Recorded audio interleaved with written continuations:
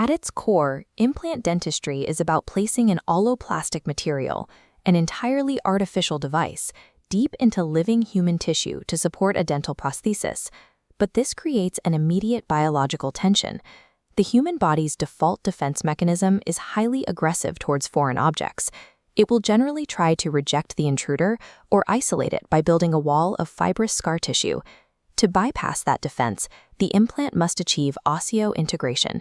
This is defined as a direct, structural, and functional connection between the living bone and the inert metal, with absolutely zero connective tissue intervening at the microscopic level. This process of fusion is governed by a series of strict biological thresholds. Achieving success depends on the precise coordination of material properties, cellular limits, and spatial geometry. The foundation of this process begins with the material itself, commercially pure titanium. This titanium comes in 4 specific grades. Grade 1 offers peak purity, while Grade 4 provides the high tensile strength and fracture resistance required for load-bearing areas in the jaw. Microscopic surface topography is as important as macro-level strength. In the year 2000, researcher Lyndon Cooper demonstrated that the texture of the titanium surface dictates how the bone reacts. This microscopic cross-section shows exactly why. When the titanium surface is intentionally roughened, it creates countless microscopic crevices. This increases the available surface area, allowing bone cells to find purchase and multiply, which directly improves the bone-to-implant contact. However, this rough surface is highly vulnerable to contamination. If stray organic molecules settle into these crevices, they physically block the absorption of the plasma proteins that the bone cells require to attach to the metal. To counter this, modern clinical protocols often utilize ultraviolet light exposure to decontaminate the implant surface right before it is placed. The implant's physical material serves as a microscopic scaffold, engineered to integrate with the surrounding tissue as if it were native bone.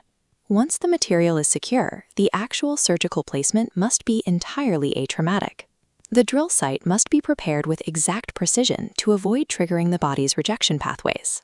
In 1983, researchers Erickson and Albrechtsen documented the first major biological red line, the strict relationship between surgical heat and osseointegration. This chart tracks bone viability against drill temperature over time. As the drill heats the surrounding tissue, the process remains viable until the temperature hits 47 degrees Celsius. If that heat stress is sustained for just 1 minute, bone formation completely halts. Breaching that thermal limit causes the surrounding bone to necrose. Instead of integrating with the titanium, the body will form a layer of soft connective tissue between the metal and the dead bone. Assuming the temperature is controlled, the next biological imperative comes into play the moment the implant is seated: primary mechanical stability. In 1998, researchers Muckler-Moncler established that excessive micro-movement during the healing phase will destroy the integration process. The limit is a microscopic distance. If the implant moves more than 150 micrometers within the bone, the vital fibrin clot is physically sheared away before it can adhere to the titanium surface. Without that initial clot attachment, the bone cells cannot migrate. The body stops integration and resorts to fibrous encapsulation, wrapping the unstable implant in a layer of scar tissue. Friction heat and mechanical instability are the 2 fastest ways to force a failure. Control them, and the implant integrates. Ignore them, and the body builds a scar. Most implants follow an endo-osseous protocol, resting entirely within the bone.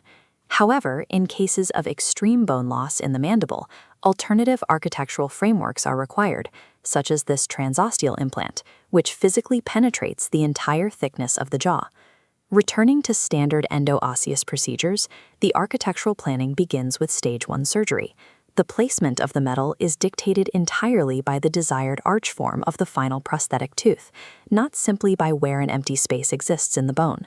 This requires navigating a strict spatial geometry, specifically regarding the placement of the implant's upper edge, known as the shoulder. Looking at this cross-section of the ridge, 2 vital measurements must be respected.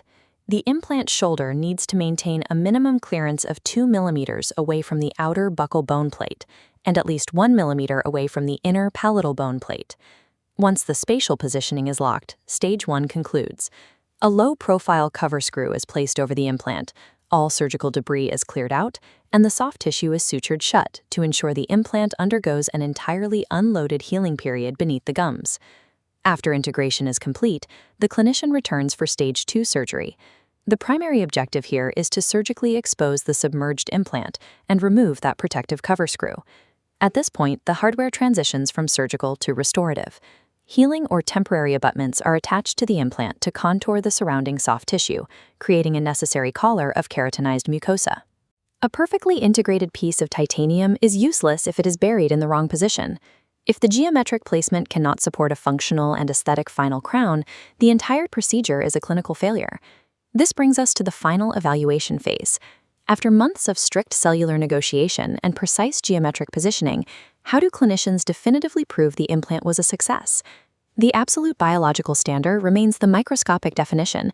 True osseointegration means light microscopy would reveal a completely flat connection between bone and metal, with zero connective tissue in between. Since we cannot routinely biopsy a patient's jaw to check that under a microscope, we rely on strict clinical markers. The visible implant must be absolutely immobile under pressure. There can be no pain or infection, and the surrounding tissue pocket depths must strictly measure under 5 millimeters. We then cross-reference those clinical signs with radiographic validation. X-rays must confirm a total absence of dark, radiolucent areas around the apex of the implant, which would otherwise indicate bone loss or active infection. This bar chart outlines the strict tolerance for crustal bone loss over time. It is normal for some initial remodeling to occur in the first year, but after that, the average annual bone loss must never exceed the 0.2 millimeter threshold.